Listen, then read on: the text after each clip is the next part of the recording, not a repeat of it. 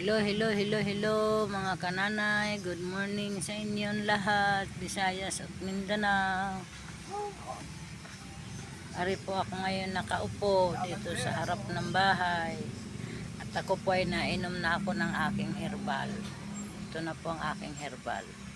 Para po sa mga sakit, kung ano-ano nga sakit sa ating katawan. Ito po ang pangalan niya pangalan po nito ay pulipog. Nakukuha po ito sa bundok ng Samar. Ito. Wala po ito dito sa Batangas. Sa Balayan, Batangas wala po dito ito. Bihira lang po ito makikita dito sa atin. Ito po ay kung bibilhin nyo po mga kananay ay mahal ito. 500 po ang isang tali. Kaya mga kananay, itong iniinom ko, marami pong dalang sakit.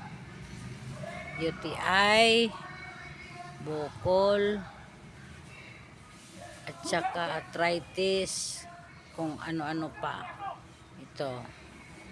Kaya kita nyo to mga kananay. Ito ang iniinom ko 4 na buwan na. Mga kananay ang iniinom. Hindi po ako nainom ng kape. Ito na po ang resulta niya. Diba? Kita nyo.